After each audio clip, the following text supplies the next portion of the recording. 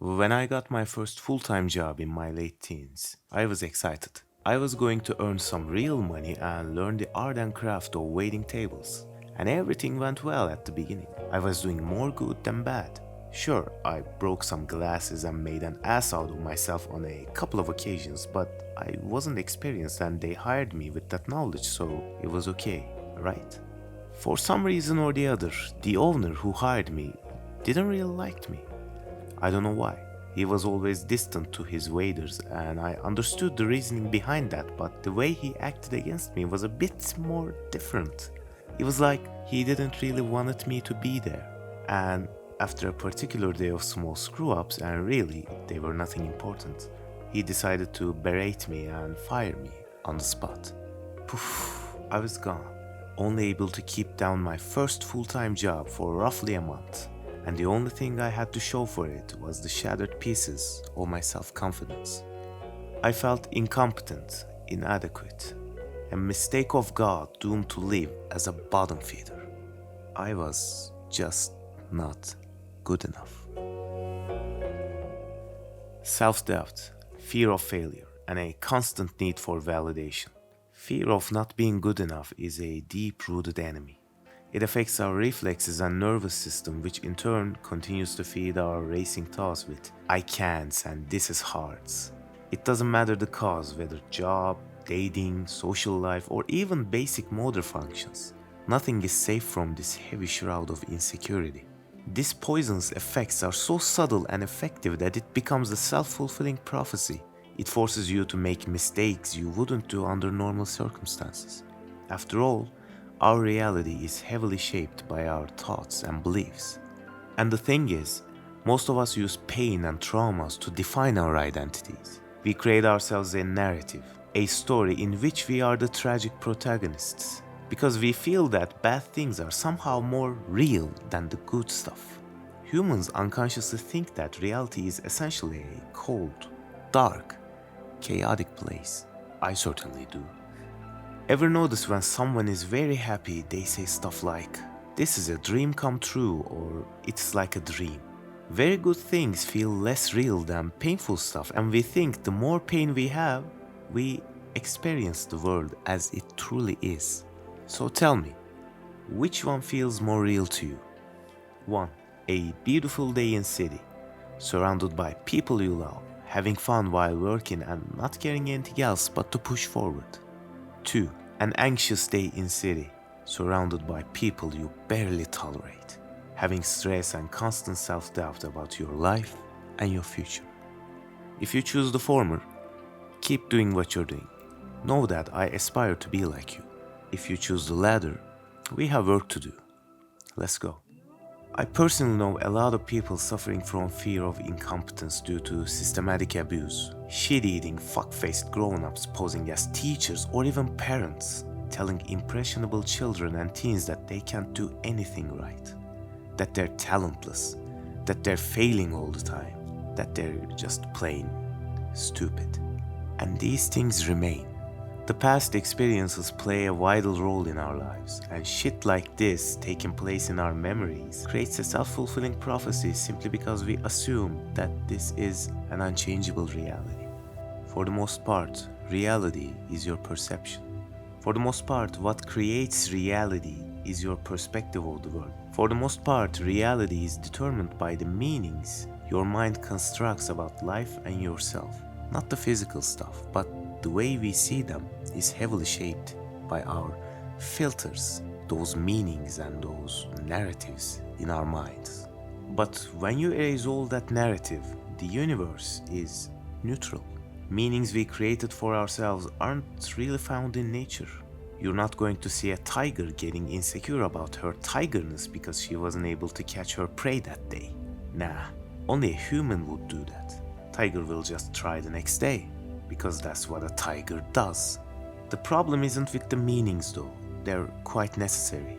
It's that most of the meanings and narratives we construct to help us navigate and to make our lives easier are in fact making it harder, because they're assumptions. Ah, assumption, the folly of man, the mother of all failures. Yeah, The past is stopping us from having a good life. Yes, we need to compare ourselves to our peers. Yes, we need to have unrealistic expectations. Yes, our reality is set and can't be changed by our efforts. Yes, we need to fear failure if we want to achieve something good. Yes, we don't know anything and can't learn because time's already passed. Yes, we are a failure. Yes, we're somehow guilty for being born. These are all assumptions, but they're so deeply rooted that we don't realize that these are just assumptions. So let's assume something better. I'll read a quote from the legendary book, Courage to be Disliked. Read it if you haven't. First, there are two objectives for behavior: to be self-reliant and to live in harmony with society. Then, the two objectives for the psychology that supports these behaviors are the consciousness that I have the ability and the consciousness that people are my comrades. Everything that's said in this quote is quite valuable, but I especially want to focus on one thing. I have the ability. I can do this. I can learn. I can try. I can fight. I will do my best. But these aren't just words. These are meditations. The thing is, we meditate all the time actually. All those inner talks we have with ourselves, we meditate on them and they create our present and future mental states. They are feeding constant information to our brains about us, about the world, everything really. And that becomes the way we see reality. So replace those awful, headache-inducing stuff with a simple I can. Saying I can is actually very powerful. How do I know, you ask? Around 5 years after my first waiting experience, I applied for a job at one of the busiest fast food joints in my city as a waiter. They said okay and I started a few weeks later. I was working a heavy schedule and also took responsibility as one of the food preparation guys. Didn't get a bump in the pay, I just wanted to do it.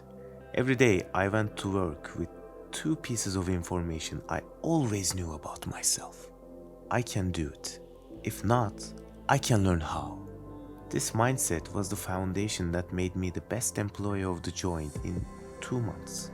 Of course, there were times I felt insecure due to my past experiences, but I didn't let them take the front stage. I believed that there was another possibility, a possibility made out of self-belief and effort. Now I know this is easier to say than done. Believe me, my current line of work is something that actually creates countless invitations to self-doubt. As a freelancer working in a technical and creative field, at the beginning of each and every project I feel the jitters and the stiffness in my body because I feel like I have something to prove.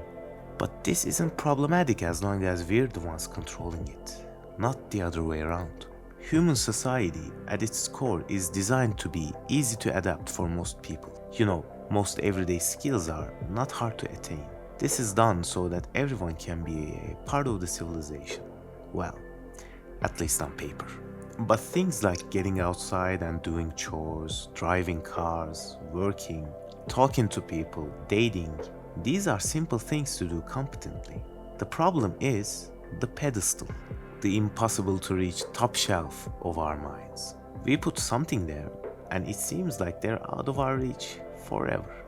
So let's break down that cheap piece of crap. First, don't take things personally as a statement on you or on your character. When something happens, it happens. When someone says something stupid, it happens. It's over. We're not that important for most people to make deep and observant comments about us. This is actually something called the spotlight effect in psychology. Everyone thinks that the all eyes are on them when in reality everyone is just trying to make themselves look good. Watch the video on spotlight effect in the description. Second, own up your mistakes. Some people double down on their mistakes in order to make people think that they're not mistakes. Don't be that guy. The only way to correct our mistakes is to accept and work on them.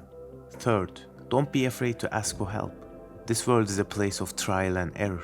You're here to learn, not magically access all the skills and info you'll ever need right from birth. Remember the words of Confucius.